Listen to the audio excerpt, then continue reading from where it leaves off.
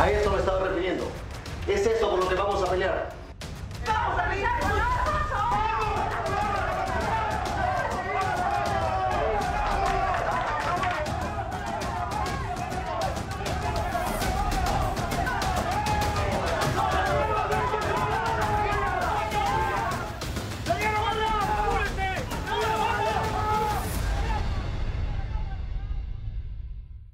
En el año 2019 se cumplen 100 años de un gran acontecimiento que hoy parece haber perdido importancia. Me refiero a la conquista por la jornada laboral de 8 horas en el Perú. Este logro fue fruto del esfuerzo del movimiento obrero organizado. Estamos presentando este programa desde Vitarte, al lado del río Rímac y la carretera central. Y hemos llegado hasta aquí a presentarlo porque Vitarte fue considerada la capital obrera del Perú a inicios del siglo XX. Aquí existió desde el siglo XIX una fábrica textil desde la cual se articuló un pueblo de obreros del que quedan vestigios hasta el día de hoy. ¿Me acompañan a conocer la historia por la jornada laboral de 8 horas en el Perú? A veces a mí me da la sensación que vamos a tener que emprender esa lucha nuevamente. Soy Norma Martínez y esto sucedió en el Perú.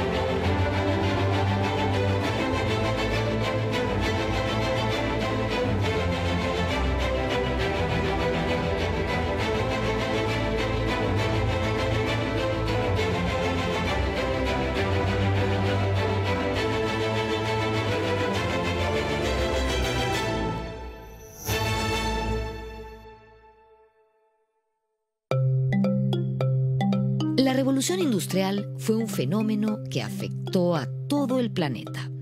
Tuvo su origen en Gran Bretaña, en la segunda mitad del siglo XVIII. Luego de la invención de las máquinas, todo cambió.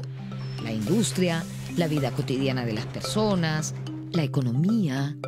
Hubo también transformaciones sociales, como la aparición de la clase obrera. La peruana era una economía exportadora de materias primas y se incorporó tardíamente a este proceso. Recién a fines del siglo XIX aparecieron en Lima las primeras fábricas, especialmente de tejidos. La primera de ellas fue la Fábrica Textil de Vitarte, que se fundó en 1871. Los trabajadores que inicialmente fueron chinos salieron, digamos, de la industria a raíz de los problemas y los conflictos que se generaron después de la Guerra del Pacífico con Chile. Entonces, los ingleses toman la posta, digamos, de esta industria que se caracterizaba, digamos, por ser maquinaria de la primera generación industrial europea, y ellos, mientras entraban a la segunda revolución industrial, nosotros recién comenzamos, pero con la maquinaria que era mucho más obsoleta. El vapor, la electricidad, todo eso no estaba, era totalmente mecánica. Entre 1892 y 1905 ya están instituidas casi 8 fábricas textiles. Algunas vienen de antes, como Santa Catalina o la de Vitarte, pero se modernizan rápidamente. Esta industria floreciente, que es básicamente de tejedores, pero también es de industria de las maderas, de los muebles y sobre todo la industria de aguas gaseosas y de licores. Todo esto va a generar una ciudad de artesanos y de trabajadores. La fábrica textil de Vitarte se ubicaba a las afueras de Lima. Un ramal del ferrocarril central le permitía abastecerse de materias primas y enviar los productos elaborados hasta la ciudad. Se comienza a formar barrios obreros Uno de ellos importante, sin duda, es el barrio de Los Ochavos, que está al costado de la fábrica La Victoria, cerca de lo que es ahora los Polvos Azules. Otra zona industrial importante es Malambo, alrededor de la fábrica del Inca, camino hacia el oeste. Y Vitarte es una población especial, porque Vitarte va a tener cerca de 700 telares, un tejedor maneja entre 3 y 4 telares, va a tener una población de 350 trabajadores, que pasa de ser un campamento textil a ser un pueblo obrero sumamente importante en 1915, 18, 19, ¿no?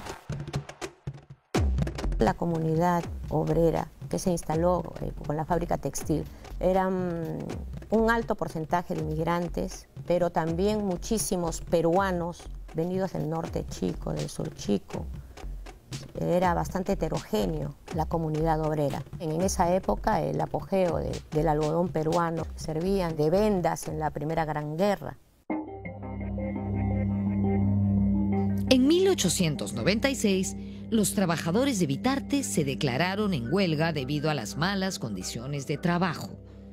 Una década atrás, el 1 de mayo de 1886, se había realizado en Chicago una huelga de trabajadores que pedían la implantación de la jornada laboral de 8 horas. Días después, durante la revuelta de Haymarket, la policía detuvo a varios manifestantes.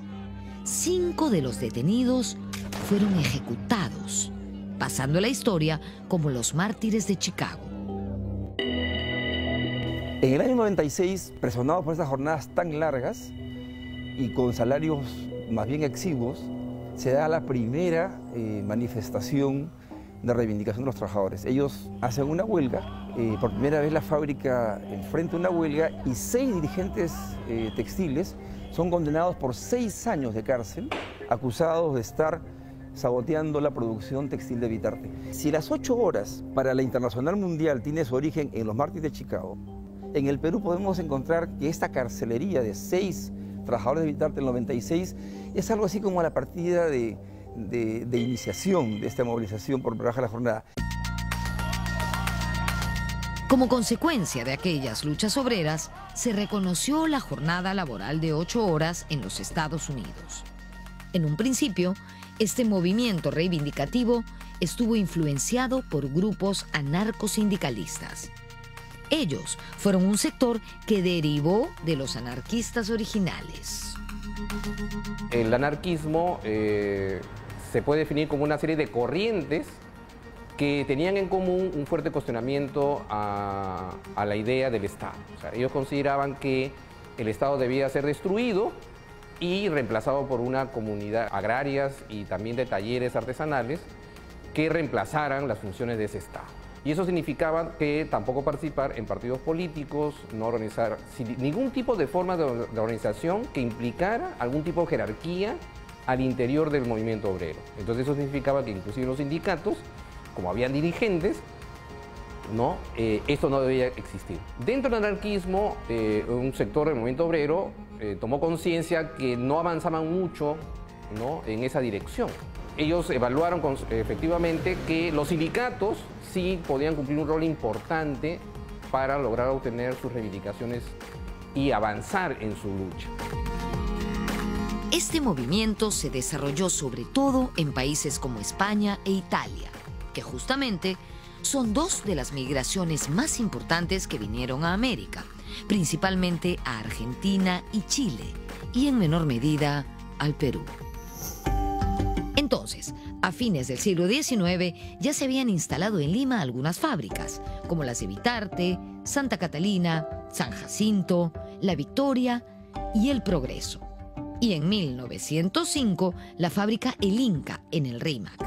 La mayoría de propietarios extranjeros, sobre todo ingleses o italianos. Muchos viviendo incluso en viviendas cerca de la fábrica y familias enteras trabajando 14, 16 horas al día, hombres, mujeres y niños. Es un factor que los empresarios buscaron justamente reclutar familias para tener una fuerza laboral unida, pero al final ayudó mucho a que se organizaron para mejorar sus condiciones, para luchar, ¿no? Las condiciones de trabajo eran muy duras. Imagínate trabajando a las 6:30 de la mañana, a las 10 de la noche, en la fábrica, ¿no? En la fábrica todo el día con la maquinaria, con el ruido. Además, las fábricas textiles eran cerca del río Rímac, ¿no? Y eran fábricas frías, húmedas, mucho paludismo, malaria, enfermedades bronquiales, ¿no? Era un grupo laboral que gozaban de cierta unidad y de trabajo estable. El trabajo era por vida. Tú entras en la fábrica a los 9 años y te quedas ahí. En las fábricas textiles se trabajaba de estajo, no se trabajaba por salario, sino por estajo. Y por eso la gente se explotaba, ¿no? Largas horas para tratar de llegar a un ingreso mínimo familiar. La situación para las mujeres y los niños también era terrible.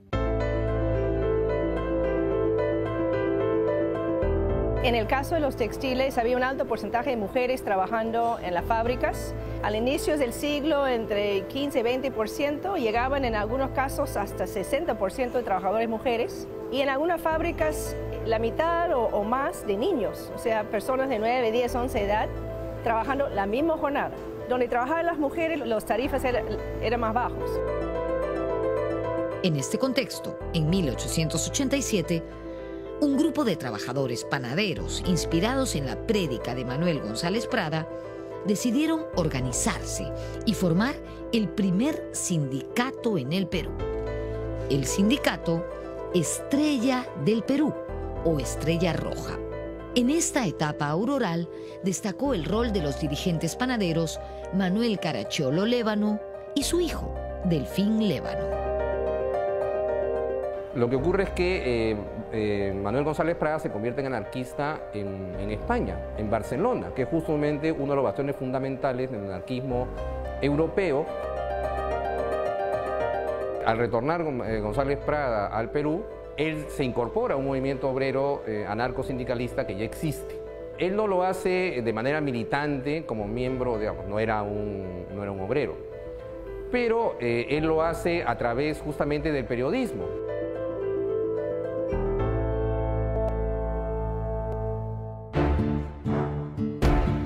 Tenemos a Habitarte.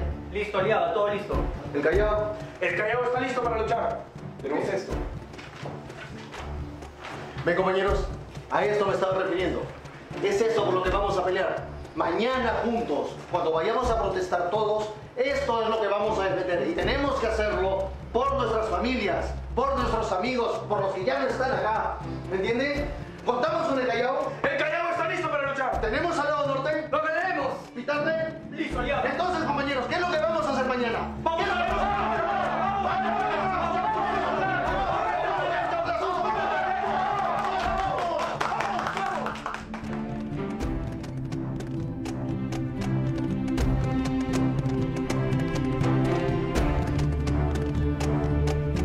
Los trabajadores del puerto del Callao fueron un gremio muy importante en la lucha por la conquista de la jornada laboral de 8 horas.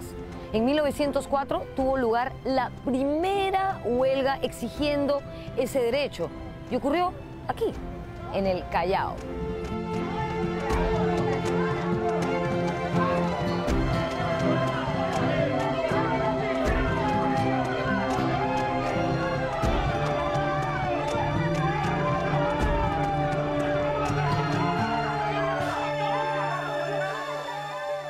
En esa ocasión se produjeron marchas hasta la prefectura del puerto.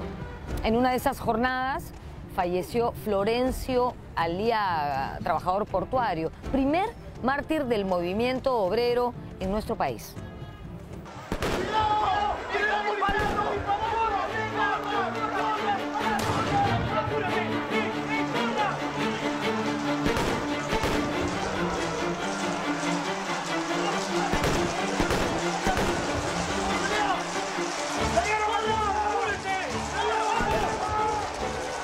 Se inicia el movimiento, la huelga va creciendo, se pliegan los trabajadores del ferrocarril, se pliegan los trabajadores metalúrgicos, los galleteros y los estibadores, los jornaleros del Callao, van logrando significativas manifestaciones y movilizaciones en el Callao. Hay una confrontación callejera y muere Aliaga en el momento en el que es apaleado en esta refriega, ¿no?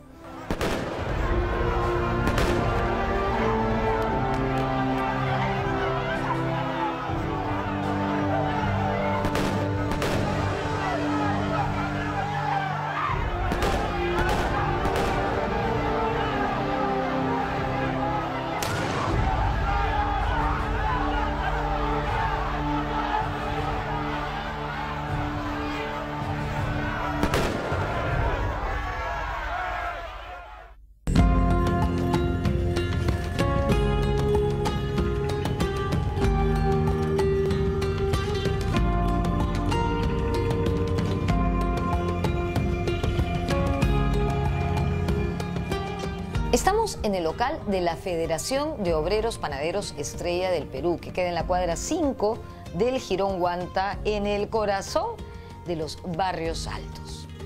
El 1 de mayo de 1905, en esta federación presidida por Manuel Caracciolo Lévano, se organizó la primera conmemoración del Día del Trabajo. Hubo romerías al cementerio del Callao, en Bellavista, específicamente a la tumba del joven estibador Florencio Aliaga, que había muerto durante una huelga un año antes, en 1904, y que, como les he comentado, se convirtió en el primer mártir del movimiento obrero peruano. Por la noche hubo homenajes a los mártires de Chicago. A partir de ese año, 1905, los trabajadores peruanos salieron a las calles cada 1 de mayo para reclamar la jornada laboral de 8 horas. Ellos desfilaban al son de la Internacional o de la Marsellesa Obrera.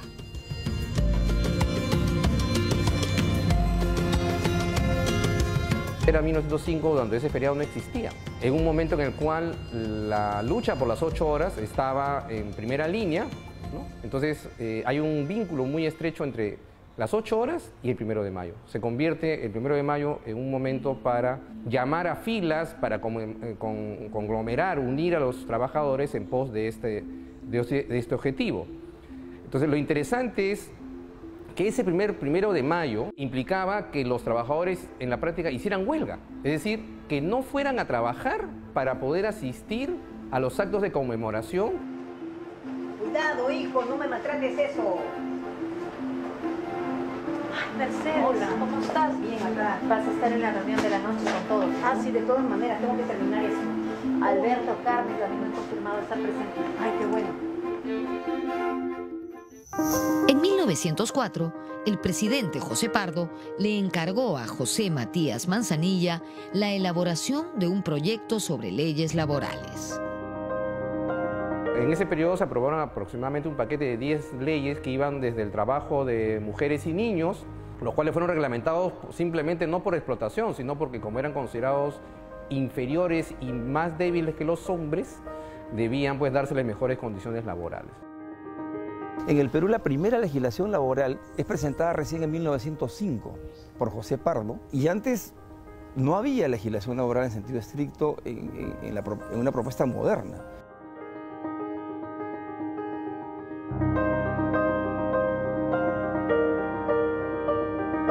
Regresamos con el logro de la jornada de 8 horas para los trabajadores del puerto del Callao y con la participación de las mujeres en esta lucha.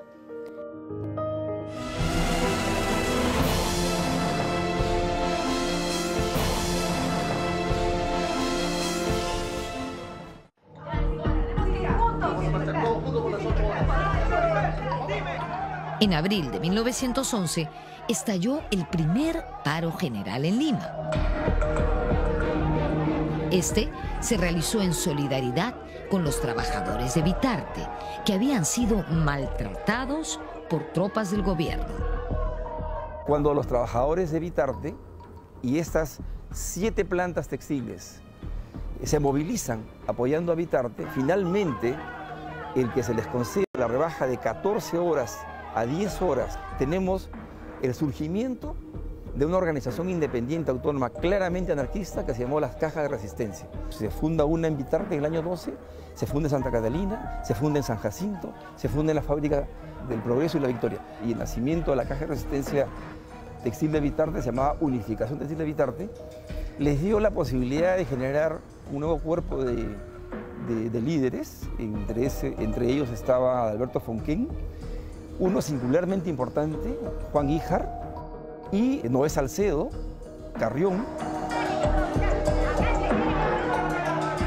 El planteamiento de los anarquistas es que esas sociedades de tipógrafos, trabajadores agrícolas, textiles, cualquiera sea la rama, van a generar un proceso de autoemancipación social y económica.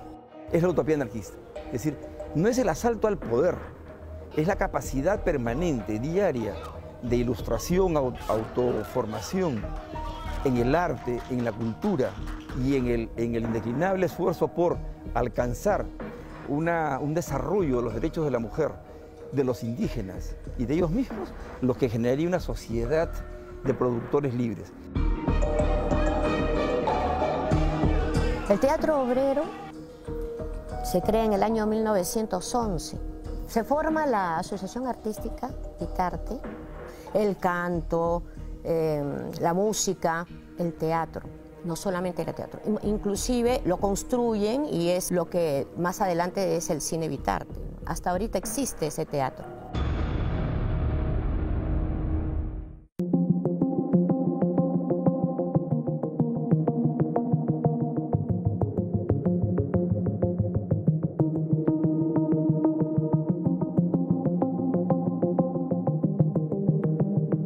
En diciembre de 1912, la lucha por la jornada laboral de 8 horas se acentuó. De hecho, hubo una gran reunión de trabajadores en Carpa de Mora, un sitio que quedaba en la calle Lima, en el Callao. En esa reunión, el dirigente panadero Delfín Lévano, a nombre del grupo La Protesta, que también editaba un periódico que se llamaba así, planteó a los distintos gremios de trabajadores hacer un pliego de reclamos que tuviera como primer punto la jornada laboral de 8 horas diarias. El movimiento desembocó en una gran huelga que abarcó Lima y el Callao.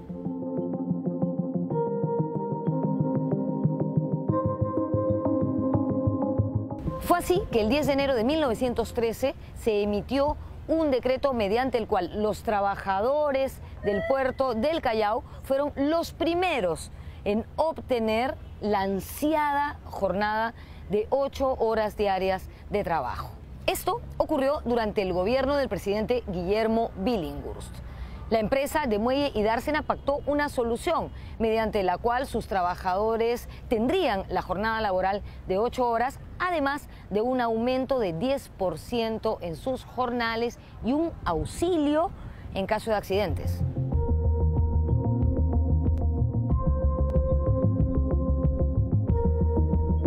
Billinghurst también promulgó el primer decreto sobre la reglamentación de huelgas, pero su gobierno terminó abruptamente un año después, con el golpe de Estado de Benavides.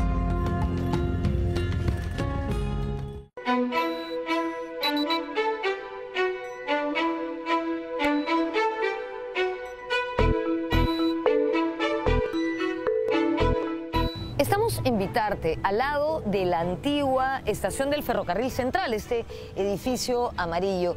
Y hemos venido hasta aquí para contarles lo que ocurrió el 9 de enero de 1915. ¿Qué fue lo que pasó? Bueno, ese día gran cantidad de trabajadores y parte de sus familias bloquearon el ramal del tren que iba hacia la fábrica y que sacaba la producción de algodón. Evidentemente, la intervención policial no se hizo esperar. La gendarmería abrió fuego contra la gente que estaba allí. De pronto, ocurrió un hecho insólito.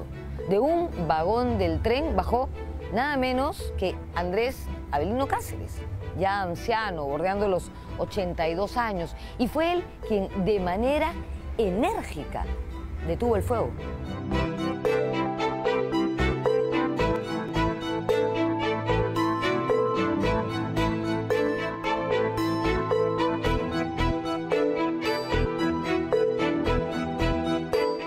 Estamos en la Plaza 26 de Mayo, en el corazón de Vitarte. Esta plaza se llama así porque el 26 de mayo de 1911 se funda la Unificación Obrera Textil de Vitarte. Así se llamaba antes el sindicato. Esta plaza rinde homenaje a los caídos en aquella jornada histórica del 9 de enero de 1915.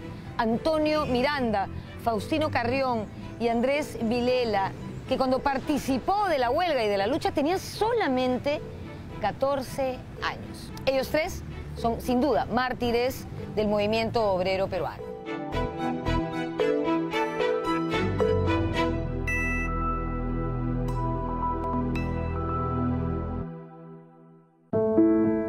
En esos años, el mundo era atravesado por la Primera Guerra Mundial.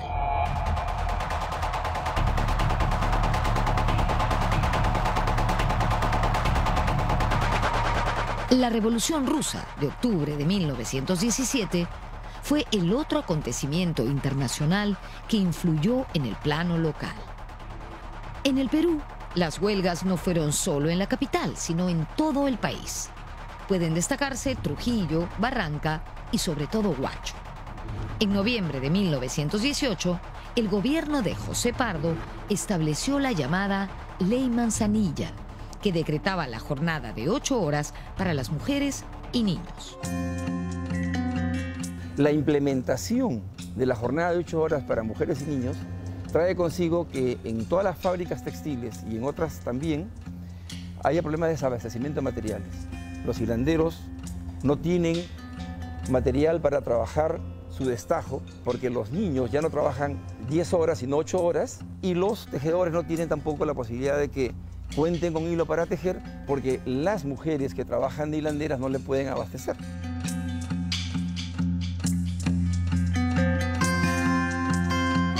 En diciembre de 1918, los trabajadores de Vitarte acordaron iniciar una huelga en solidaridad con sus compañeros de la fábrica Inca Cotton. ¡Carmen! ¿A qué hora van a venir? ¿Que están cansados? ¿Que tienen sueño? ¿Qué se han creído? ¡Acá se trabaja! ¡Carmen! Sí, dígame. ¿Por qué no han terminado el trabajo que yo les he pedido? Estamos terminando. ¿Y? ¿Eso era para ayer? Mire cómo tengo las manos de tanto trabajar. Acá se trabaja. Si ya son 12, 14, 15 horas, no importa, pero se termina lo que se pide.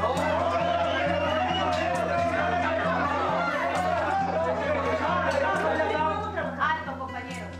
Justamente estamos haciendo eso para que todos reflexionemos. No podemos trabajar 12, 14 horas, es un abuso. ¡Vamos a luchar por las 8 Ya es la hora, compañera. Vamos, compañeros. Sí, vamos a Cuando se desencadena la lucha por las 8 horas en diciembre de 1918, los trabajadores textiles habían tenido una experiencia exitosa en el año 11. Sabían parar la ciudad. No era una cosa cualquiera, parar la ciudad y conquistar una reducción de jornada de trabajo.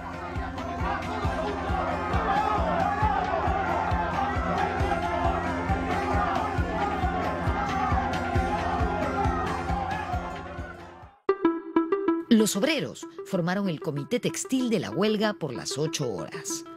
Importantes líderes del movimiento obrero peruano fueron Delfín Lévano, Carlos Barba, Adalberto Fonquén, el ebanista y gran orador Nicolás Gutarra y los textiles Julio Portocarrero y Fernando Borjas. El movimiento iniciado por los textiles fue seguido por panaderos, metalúrgicos y otros gremios. La participación de las mujeres fue muy importante. Estamos hablando de dirigentes que tenían 18, 19 años. Julio Portocarrero tenía 18 años, eran jovencitos.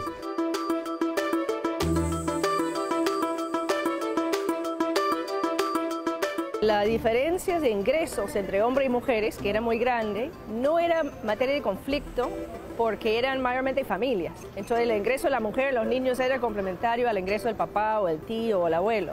Pero a la hora de luchar por las 8 horas, se unieron para que todos tengan 8 horas. Y las mujeres apoyaban las huelgas, siendo comité de huelga o apoyando con las ollas comunes y haciendo actividades adicionales, ¿no? Lo interesante es que el 8 de enero ya tienes en la ciudad campamentos en los barrios obreros de trabajadores en huelga. No solamente de los tejedores de Santa Catalina, sino los panaderos se ubican frente a Santa Catalina y en una huerta, el Pellejo se llamaba, instalan un campamento huelguístico Igual pasa con el resto de fábricas. En enero de 1919 se consiguió la jornada de las 8 horas para los trabajadores peruanos. Regresamos después del corte con esa parte de la historia.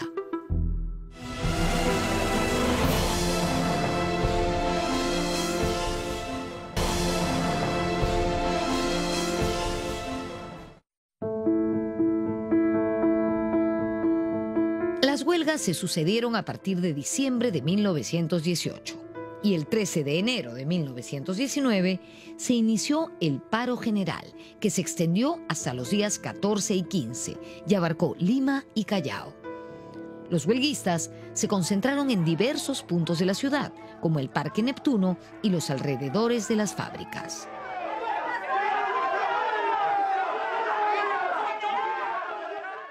El presidente de la Federación de Estudiantes del Perú nombró al joven Víctor Raúl Haya de la Torre como uno de los representantes universitarios. Ellos fueron los intermediarios entre los obreros y el ministro de Fomento, Manuel Vinelli.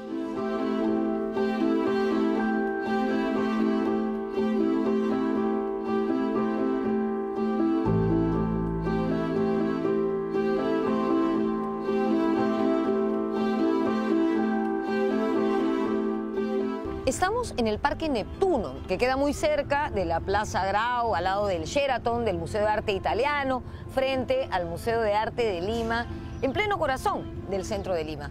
Aquí quedaba una biblioteca llamada Ricardo Palma y en ese lugar, en ese local, mejor dicho, se reunía el comité organizador del paro general. En los momentos más tensos del paro, las Fuerzas Armadas rodearon este parque de manera amenazante. El 13 de enero de 1919 llegaron hasta aquí los representantes de la Federación de Estudiantes del Perú, Víctor Raúl Haya de la Torre, Bruno Bueno de la Fuente y Valentín Quesada. Ellos fueron recibidos calurosamente por una multitud que se congregaba aquí. Un delegado de Vitarte les dio la bienvenida y así se hizo realidad la unión entre obreros y estudiantes. La ciudad amanece el 13 de enero paralizada. La paralización fabril es seguida rápidamente por una paralización del comercio, del abastecimiento de carnes y se bloquean el acceso a Lima de los campamentos de estos textiles del Inca, con todo el panyevar y las carnes que vienen del norte de Ancón y de la carretera central también por Vitarte y sobre todo por los panaderos y obreros que están instalados en su campamento aquí en Grau, y el ejército bloquea el acceso a los balnearios donde estaban los grupos altos de Lima. Entonces la ciudad, el primer día, ya tiene una clara y pacífica ocupación por los huelguistas. Ahora, al siguiente día los militares toman control de ello, pero ya tenemos una ciudad paralizada, con problemas de abastecimiento.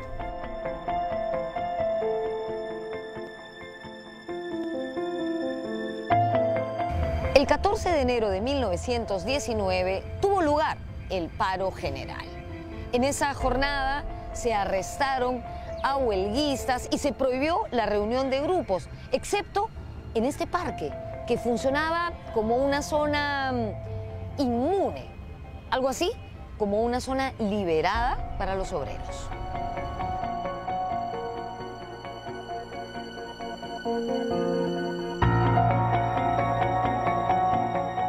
Es un paro general sin muertos. A lo más hay levantamientos del acceso del ferrocarril y heridos por apedreamientos. No va a quedar ningún foco alumbrado en la ciudad desde el primer día.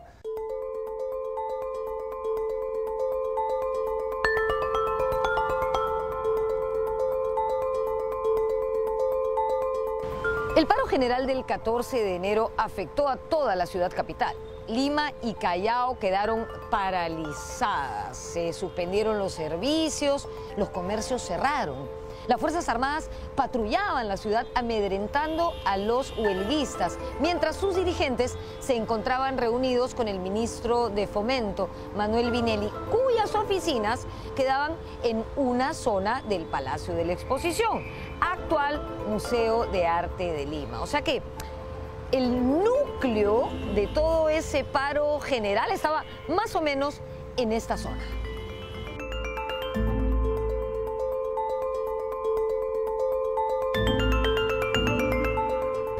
El ministro Vinelli se puso del lado de los obreros y presionó al presidente Pardo para acceder a las demandas de los trabajadores, especialmente la jornada de las 8 horas. El 15 de enero de 1919, más o menos a las 3 de la tarde, Vinelli, el ministro de Fomento, convocó a los dirigentes huelguistas a su oficina para leerles el borrador del decreto que les otorgaba las 8 horas de trabajo. Esta fue una conquista histórica en buena lid, sin derramamiento de sangre, un logro obtenido con una buena organización sólida y disciplinada.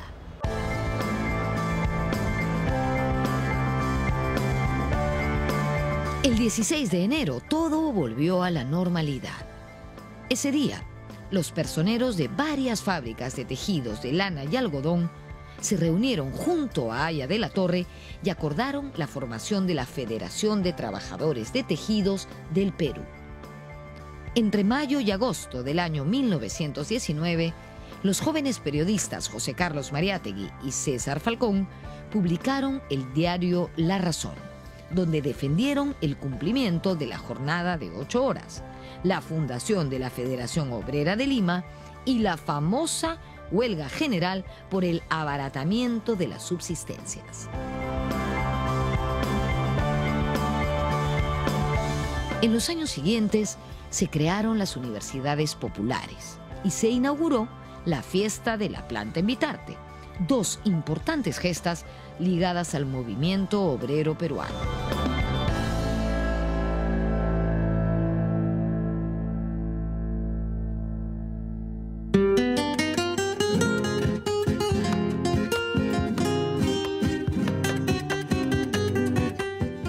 Vamos a hablar de una histórica institución educativa de principios del siglo XX, las Universidades Populares González Prada. Estas se gestaron durante el primer Congreso de Estudiantes del Cusco que tuvo lugar en 1920. La idea era que estas instituciones se convirtieran en centros de enseñanza para obreros. En enero de 1921 se inauguraron en el local de la Federación de Estudiantes de Lima, que quedaba, adivinen dónde, sí, también en una zona del Palacio de la Exposición, actual Museo de Arte de Lima. En julio de 1921 comenzaron a llamarse Universidades Populares González Prada en homenaje a este intelectual anarquista. Desde este bastión se luchó por la libertad de credo y se organizaron campañas contra el analfabetismo y contra el alcoholismo. Uno de sus lemas era: el alcoholismo es el aliado incondicional de los explotadores.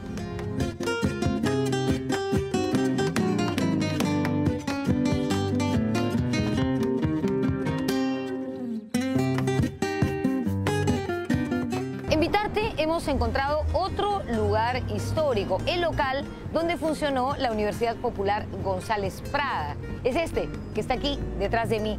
Hoy funciona allí una iglesia evangélica, pero ese sitio fue el centro cívico de Vitarte. Allí se daban las reuniones, se juntaba la gente, pasaban películas, se hacían bailes, en fin. La universidad fue financiada económicamente por el Sindicato Textil de Vitarte. Las clases se daban 2 veces por semana en el turno de noche.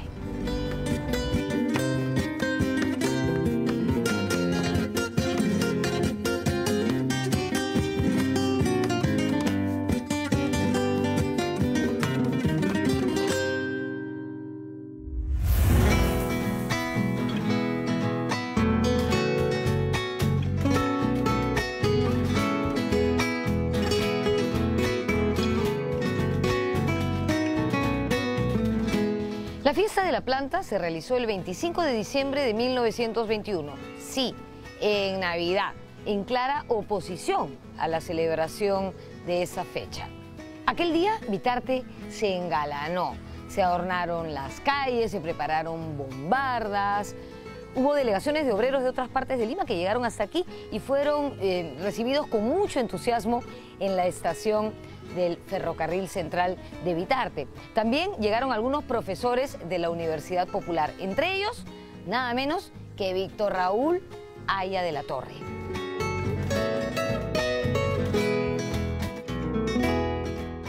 La fiesta empezó como una celebración local, pero adquirió repercusión nacional. Estaba llena de simbolismos. Se colocó una planta de laurel en la Plaza 9 de Enero, representando la ciencia.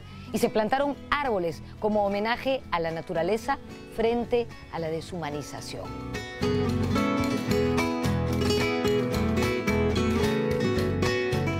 La fiesta culminaba con una velada teatral, discurso de cierre y baile, por supuesto. En ella solo se vendía chicha morada y refrescos, y también habían algunas vivanderas con café.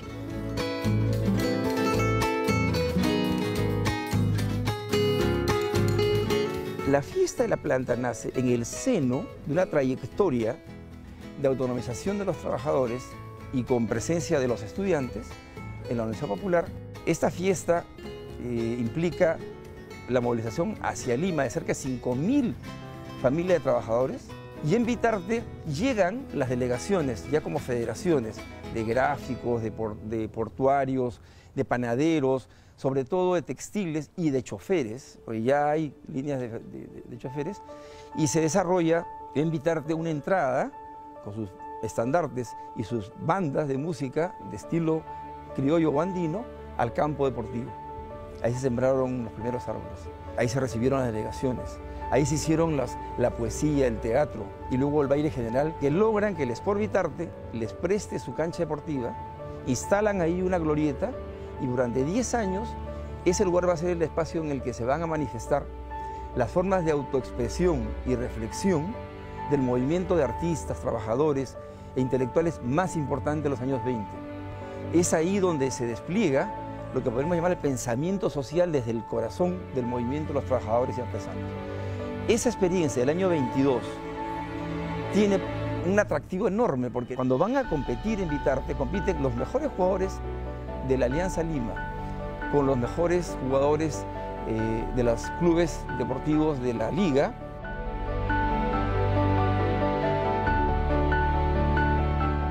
Volvemos con lo último del programa y la situación actual de los trabajadores peruanos.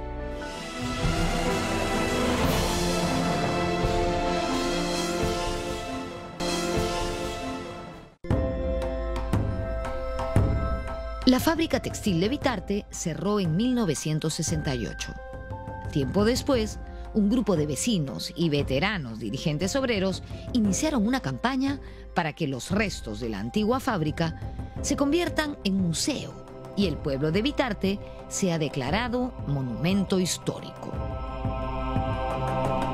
En 1987 se dio una ley donde se declara Vitarte ciudad histórica de los trabajadores. En la década de 1990, el barrio obrero perdió la condición de monumento. Ahí estamos buscando que este barrio sea retomado nuevamente como área monumental para la historia del movimiento obrero peruano. Mariátegui regresó de Europa en 1923. Aquí fundó el Partido Socialista Peruano y lo que se convertiría en la CGTP, Confederación General de Trabajadores del Perú. En la actualidad, los miembros de la CGTP son, en cierta medida, herederos de los obreros que conquistaron las 8 horas en 1919.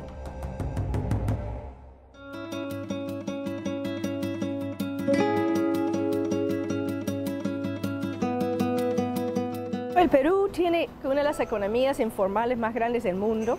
No más del 70% de los trabajadores en el Perú trabajan en informalidad, lo cual significa por lo general que no tienen contratos, que no tienen sueldo mínimo y que no tienen una jornada mínimamente regulada,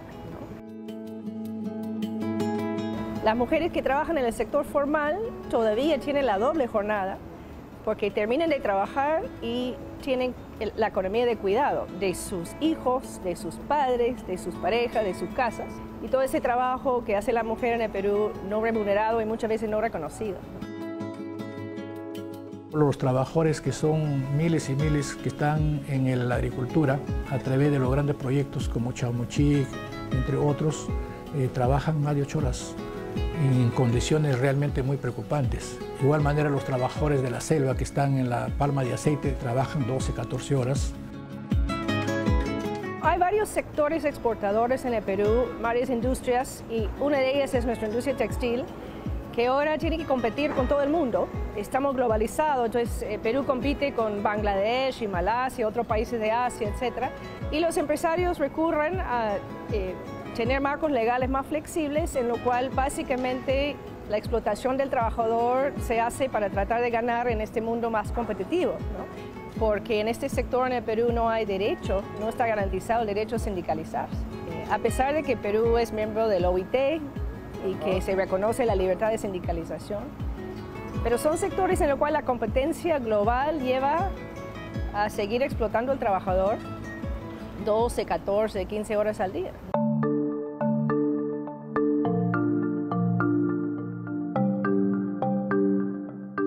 Años después de la gesta por la jornada de 8 horas, hoy la lucha es, entre otros frentes, contra la informalidad, que genera un nuevo tipo de esclavitud.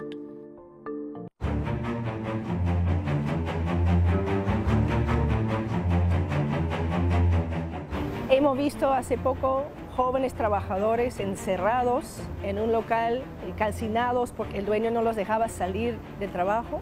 Todavía tenemos muchos jóvenes trabajando en condiciones pésimas. Y entonces lograr conquistar las 8 horas como ideal es muy importante y es importante recordarlo. Vivimos tiempos muy agitados, donde existe una feroz competencia por el mercado, por los puestos de trabajo. Estamos abrumados por la idea de que la vida es una carrera que nunca va a terminar. Estamos obsesionados por conseguir nuestros logros, nuestros objetivos, nuestras metas en el menor tiempo posible. Y a veces, en este huracán, nos olvidamos de que la vida no está hecha solamente para trabajar, sino también para vivir. No es una mala idea, ¿no? La de las 8 horas de trabajo. 8 horas para trabajar, 8 horas para dormir y 8 horas para disfrutar con la familia, con los amigos, para desarrollar un hobby, hacer deporte, estar en contacto con la naturaleza o con el arte, para volvernos mejores personas y más sensibles. ¿No creen? No todo es trabajo, también hay que disfrutar de la vida. ¿No les parece? Nos vemos en la próxima.